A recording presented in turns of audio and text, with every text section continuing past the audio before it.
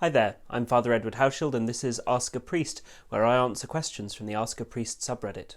Today's question is from Catholic Swifty. Fantastic. So, I have a question I've always wondered, but I've never got a proper answer to. Did God know Adam and Eve were going to fall into the devil's temptation of eating the forbidden fruit if God knows everything?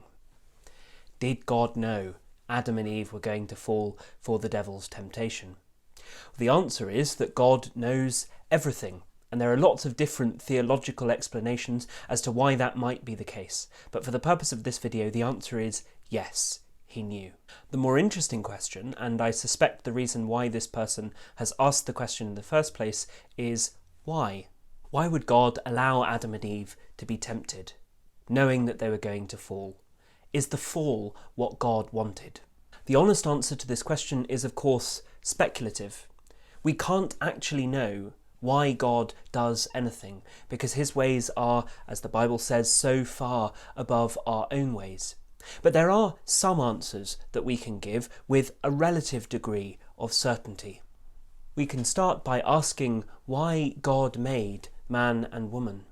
Why make creatures in his own image and likeness, that is, an intelligent creature with the capacity to love, and why give them bodies and place them in the world? Why not leave them as angels, constantly in his presence? The answer is that he desired that we would come to know him and to love him. That's what we were made for. And so that through us, all other things, the creatures that couldn't know and love, would come, in a sense, to know him and to love him as well. We were created to be a sort of bridge between God and his creation. But real love isn't coerced. If I were to make a robot and program it to tell me it loved me over and over and over again, or perhaps if I were to create an advanced artificial intelligence and give it the capacity to know and to love, but then set a rule that it could only ever love me, would that be real love? The answer is of course not. That isn't love, that's slavery if you don't have the ability to choose. Love has to be chosen. God doesn't want us to be his slaves. He wants us to freely choose to love him or not to love him. In the book of Deuteronomy it says this: I call heaven and earth to witness against you today, that I have set before you life and death, blessings and curses. Choose life, so that you and your descendants may live, loving the Lord your God, obeying him and holding fast to him. God wanted human beings to be free to choose, and so he made us knowing that we might fall. In fact, knowing that we would fall. But, and here's the second reason, he already knew how he was going to make it right. At Easter, one of the priests or deacons sings the Exultet.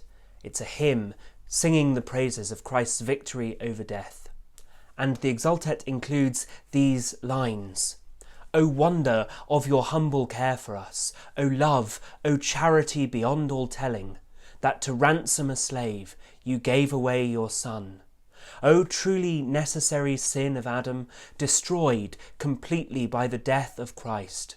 O happy fault that earned for us so great a Redeemer. God wanted to show how much he loved us and how deeply he cared for us and how valuable each one of us was to him by becoming one of us and, yes, by dying for us. The sin of Adam allowed the incredible sacrifice of Christ on the cross, which was God's intention from the beginning. In part, then, we can say that God allowed Adam and Eve to fall, both because he wanted us to be free to choose him, to choose whether to love him or not to love him, and because he wanted to show us the depth of his love for us by uniting himself to us in the incarnation and the death of Christ.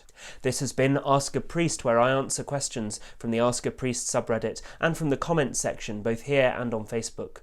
So if you want to ask a question, drop it in the comments below, or post it on the Ask a Priest subreddit and hope that I see it there. Goodbye and God bless.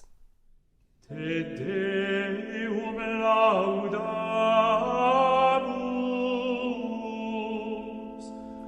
te Domine